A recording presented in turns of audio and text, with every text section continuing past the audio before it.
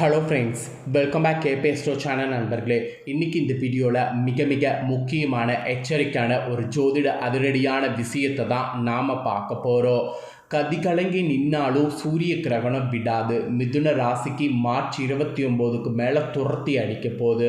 அப்படி துரத்தி அடிக்கிற மாதிரி சூரிய கிரகணத்தில் என்ன தாக்கம் ஏற்படும் அப்படிங்கிறத தான் இந்த வீடியோவில் சொல்ல போகிறேன்.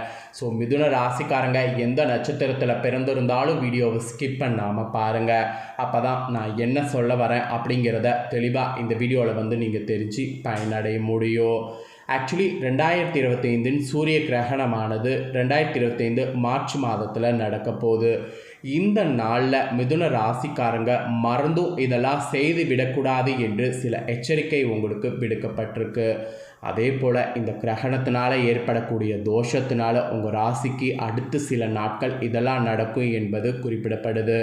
அதையும் எதெல்லாம் நீங்கள் செய்யக்கூடாது அப்படிங்கிறதையும் இந்த வீடியோவில் பார்க்க போகிறோம். ஸோ வீடியோ ரொம்பவே சுவாரஸ்யமாக ரொம்பவே இன்ட்ரெஸ்டாக இருக்க போகுது.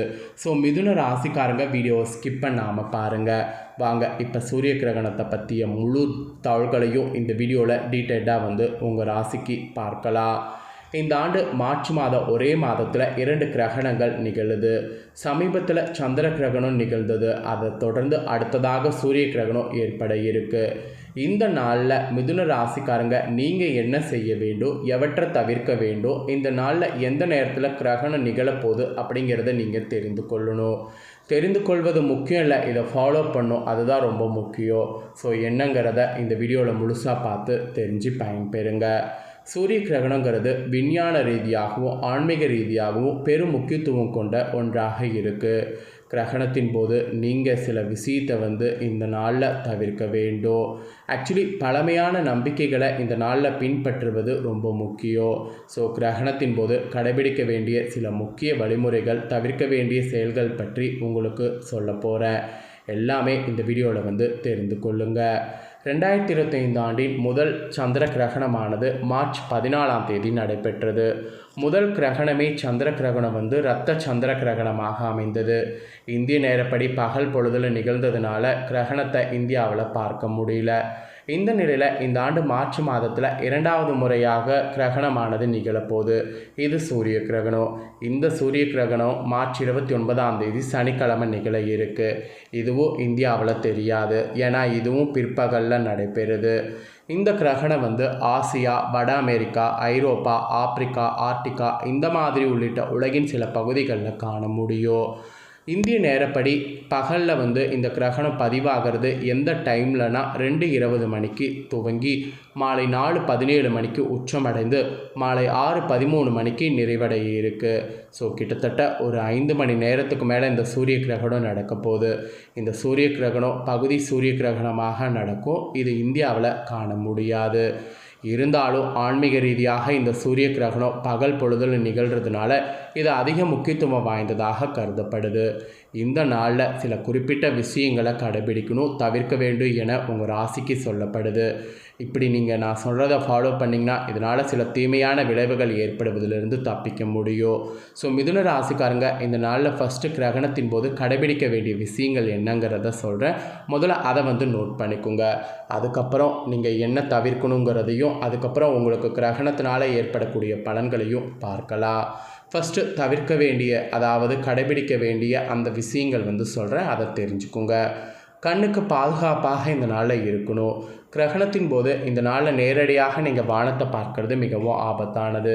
இதுக்குன்னு சிறப்பு கண்ணாடிகள் இல்லைனா தொலைநோக்கிகள் இருக்குது, அதன் மூலமாக மட்டும்தான் பார்க்கணும். வெறும் கண்களால் இந்த நாளில் வானத்தை பார்க்கக்கூடாது. அப்புறம் இந்த நாளில் தியானம் மற்றும் பிரார்த்தனை செய்யுங்க. பல ஆன்மீக நம்பிக்கைகள் படி கிரகணம் நடக்கக்கூடிய இந்த நாளின் போது நீங்கள் தியானம் செய்வது மற்றும் மந்திரங்களை ஜெபிப்பது உங்கள் ஆன்மீக சக்தியை அதிகரிக்கும் என கூறப்படுது. அதனால் இந்த நாளில் நீங்கள் தியானம் பிரார்த்தனை பண்ணுங்கள். அப்புறம் மெயினாக மிதுன ராசிக்காரங்க இந்த நாளில் வீட்டில் தான் இருக்க வேண்டும், எங்கேயும் போகக்கூடாது. தேவையற்ற பயணங்களை இந்த நாளில் தவிர்க்க வேண்டும். கிரகணத்தின் போது அதிக அளவில் வெளியில் இருப்பதை தவிர்த்துக்கிட்டிங்கனாவே பாதி பிரச்சனை நீங்கள் ஏற்படாமல் தப்பிச்சு கொள்ளலாம். அப்புறம் உணவுகளில் ரொம்ப கவனமாக இருக்கணும். ஸோ உணவுகள் நீங்கள் மூடி வைப்பது பாதுகாப்பாக இருக்கிறதுக்கு சமம். கிரகணத்தின் போது ஏன் இதை நான் சொல்கிறேன்னா, உணவுப் பொருட்கள் கெடக்கூடும். அவற்றை மூடப்பட்ட ஒரு மூடிய பானையில் வைத்திருக்கணும். அப்படி இல்லைனா துளசியில் தர்பை புல்லையாவது உணவில் போட்டு வைக்கணும். இது நீங்கள் பண்ணிங்கன்னா உணவு கெடாமல் தப்பித்து கொள்ளலாம். அப்புறம் கிரகணத்திற்கு பிறகு நீங்கள் மிதுன ராசிக்காரங்க பண்ண வேண்டியது என்னென்னா, தூய்மையாக குளிக்க வேண்டும். கிரகண நேரத்திற்கு பிறகு பரிசுத்தமாக குளித்துவிட்டு வீட்டுடைய சூழலை தூய்மைப்படுத்தணும். அதுக்கப்புறம் தான் உணவையே சாப்பிடணும். அதுவும் சாத்வீக உணவாக எடுத்துக்கணும். கிரகண நேரத்தில் ஒருவேளை மிதுன ராசிக்காரங்க முதியவர்கள், குழந்தைகள், கர்ப்பிணி பெண்களாக இருந்தீங்கன்னா உணவு சாப்பிட வேண்டிய சூழ்நிலை உங்களுக்கு இருக்குது. ஸோ உணவு சாப்பிடுங்க. ஆனால் எடுத்துக்கக்கூடிய உணவு லைட் வெயிட்டடாக இருக்கணும். இப்போ உதாரணத்துக்கு பழங்கள், காய்கறிகள், தானியங்கள், நட்ஸு, பால் இந்த மாதிரியான பொருட்கள் சாப்பிட்ணும். இதை தவிர வேறு எதுவும் ஹெவியான ஃபுட்டாக சாப்பிடக்கூடாது. இதெல்லாம் நீங்கள் கண்டிப்பாக ஃபாலோ பண்ண வேண்டிய விஷயங்கள். இதெல்லாம் கண்டிப்பாக இந்த கிரகண டைமில் மிதுன ராசிக்காரங்க ஃபாலோ பண்ணுங்கள். அப்புறம் இந்த சூரிய கிரகணத்தின் போது நீங்கள் கண்டிப்பாக தவிர்க்க வேண்டிய விஷயங்கள்னு சில விஷயங்கள் இருக்குது. அதையும் உங்களுக்கு சொல்கிறேன். அதுவும் என்னங்கிறத தெரிஞ்சுக்குங்க. இந்த நாளில் நேரடியாக நீங்கள் பார்க்கக்கூடாது வானத்தை ஒரு நிமிஷம் கூட. சூரியனை நேரடியாக பார்ப்பதை இந்த நாளில் தவிர்த்துக்குங்க. இல்லைனா கண்களுக்கு பாதிப்பு ஏற்பட வாய்ப்பு இருக்குது. அப்புறம் கர்ப்பிணி பெண்களாக இருக்கக்கூடிய மிதுன ராசிக்காரங்க நீங்கள் தவிர்க்க வேண்டிய விஷயங்களில் ஃபஸ்ட்டு என்ன சொல்லப்பட்டிருக்குன்னா, கிரகண நேரத்தில் வெளியில் செல்வதை தவிர்க்கணும். மீறி சென்றிங்கன்னா அது உங்கள் குழந்தைகளுக்கு பாதிப்பு ஏற்படும். அதனால தான் சொல்கிறேன். அப்புறம் மிதுன ராசிக்காரங்க கிரகண நேரத்தில் யாருமே உறங்கக்கூடாது. கிரகணத்தின் போது உறங்குவதை பலர் நீங்கள் தவிர்க்கணும். ஏனெனில் இது உடல் மற்றும் மனசோர்வை அதிகரிக்கக்கூடும். நீங்கள் உறங்காமல் இருந்தீங்கன்னா இது நார்மலாக இருக்கும். அதுக்காக தான் சொல்கிறேன். அப்புறம் கிரகணத்தின் போது சாப்பிடக்கூடாது. அப்படியே சாப்பிடக்கூடிய உணவுகள்லாம் இருந்ததுன்னா அதில் நிறைய பார்த்து தான் இது பண்ணணும். எப்படி இது பண்ணணுன்னா, பதப்படுத்தணும். சேஃப்டியாக இருக்கிற மாதிரி பார்க்கணும். ஸோ உடல்களுக்கு தீங்குகளை விளைவிக்கும். அதனால் முடிஞ்ச அளவு உணவு சாப்பிடுவதை அவாய்ட் பண்ணுங்கள். எல்லாத்துக்கும் மேலே கூர்மையான ஆயுதங்களை பயன்படுத்தக்கூடாது. குறிப்பாக கத்தி, கத்திரிக்கோல் போன்ற கூர்மையான ஆயுதங்களை சூரிய கிரகணத்தின் போது பயன்படுத்தக்கூடாது. மீறி பயன்படுத்தி காயெல்லாம் ஏற்பட்டுச்சுன்னா அவ்வளோ சீக்கிரம் ஆறாது. அதுக்காக தான் சொல்கிறேன். ஸோ இதெல்லாம் நீங்கள் கண்டிப்பாக தவிர்க்க வேண்டும். இவ்வளோ நேரம் உங்கள் ராசிக்கு இந்த கிரகணத்தின் போது என்ன செய்யணும், என்ன செய்யக்கூடாதுங்கிறத பார்த்தோம். இதெல்லாம் கண்டிப்பாக ஃபாலோ பண்ணுவீங்கன்னு சொல்லி நான் நம்புகிறேன். இப்போ உங்களோட ராசிக்கு பலன் என்னங்கிறத பார்க்க போகிறோம். அதாவது சூரிய கிரகணத்துடைய தாக்கத்தினால என்ன பலன் கிடைக்குங்கிறத பார்க்க போகிறோம். ஸோ மிதுன ராசிக்காரங்க உங்களுக்கான பலன் என்னங்கிறத தெளிவாக இந்த வீடியோவில் தெரிஞ்சுக்குங்க. எவருடைய சிபாரிசு இன்றி நீங்கள் உங்கள் தனித்திறமையால் முன்னேறி கொண்டிருப்பீங்க. இப்படி இருக்கக்கூடிய நீங்கள் எந்த பிரச்சனை வந்தாலும் நேருக்கு நேர் நின்று சமாளிக்கணும். இந்த குணத்தில் இருக்கிறவங்க இந்த சூரிய கிரகணத்தில் ஏதாவது பாதிப்பு வந்ததுன்னா அதை பார்த்து பயந்துக்காமல் எது வந்தாலும் நேருக்கு நேர் நின்று சமாளிக்கணும். இதுதான் உங்களுக்கு ஒரு எச்சரிக்கையாக சொல்லப்பட்டிருக்கு. அப்புறம் உத்தியோகத்தில் இருக்கக்கூடிய உங்கள் ராசிக்காரங்களுக்கு வேலைக்கு செல்லக்கூடிய பெண்களுக்கு வேறு இடத்துல இடமாற்றம் உண்டு. ஆண்களை விட பெண்களுக்கு தான் இந்த சூரிய கிரகணத்துடைய தாக்கம் மிதுன ராசிக்கு அதிகமாக இருக்குது. அதனால தான் பெண்களுக்கு உத்தியோகத்தில் வேறு இடத்துல இடமாற்றம் உண்டாகும். அப்படி உண்டாகும்போது அந்த இடமாற்றத்தை அக்செப்ட் பண்ணிக்குங்க. வேறு வழி கிடையாது. நீங்கள் அக்செப்ட் பண்ணிக்காமல் இருந்தீங்கன்னா உங்கள் வேலை போகிறதுக்கு வாய்ப்பு இருக்குது.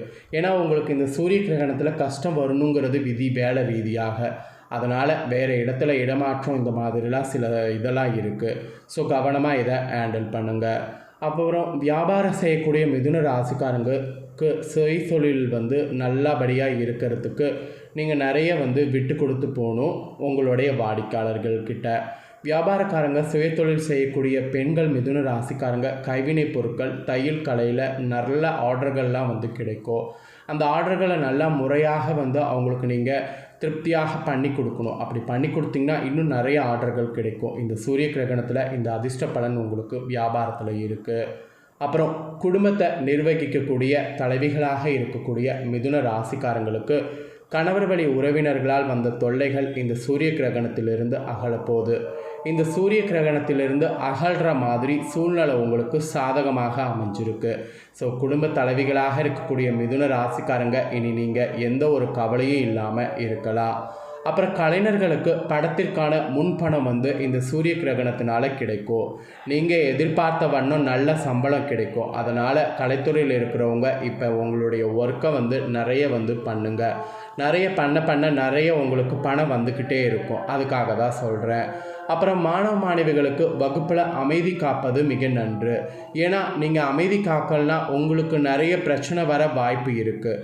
அதனால் மாணவ மாணவிகள் ரொம்ப அமைதியாக இருக்கிறது உங்கள் வகுப்பில் நல்லது. அதுவும் இந்த சூரிய கிரகண டைமில் ரிஸ்க் அதிகமாக இருக்குது. உங்கள் உடல்நலமும் சீராக இருக்கிறதுக்கு அமைதி காப்பது நல்லது. ஸோ அமைதியாக இருங்க. ஸோ மிதுன ராசிக்காரங்க மொத்தத்தில் சூரிய கிரகணத்தினால இந்த மாதிரியான பலன்கள் பெற போகிறீங்க என்பது குறிப்பிடப்பட்டிருக்கு. ஸோ குறிப்பிடப்பட்டதை தெளிவாக இந்த வீடியோவில் உங்களுக்கு எக்ஸ்பிளைன் பண்ணிட்டேன்.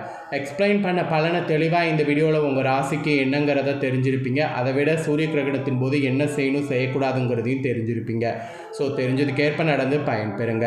நீங்கள் இதை பார்த்து பயனடைகிறது போல் உங்கள் ஃப்ரெண்ட்ஸ் ஃபேமிலியில் இருக்கவங்களும் பயனடையணும்னு நினச்சிங்கன்னா வீடியோ லைக் பண்ணி ஷேர் பண்ணுங்கள். வீடியோவை உங்கள் ஃப்ரெண்ட்ஸ் ஃபேமிலியில் இருக்கிறவங்களும் மிதுன ராசிக்காரங்களாக இருந்தாங்கன்னா இதை பார்த்து பயனடையட்டும். நெக்ஸ்ட்டு நம்ம சேனலில் நிறைய முக்கியமான வீடியோலாம் போடப்படும். அது எல்லாத்தையுமே உடனுக்குடனே தெரிந்து கொள்ள மறக்காமல் நம்ம சேனலை சப்ஸ்கிரைப் பண்ணி பெல் பண்ண ப்ரெஸ் பண்ணுங்கள். வேறொரு வீடியோவில் சந்திக்கிறேன். தேங்க்யூ.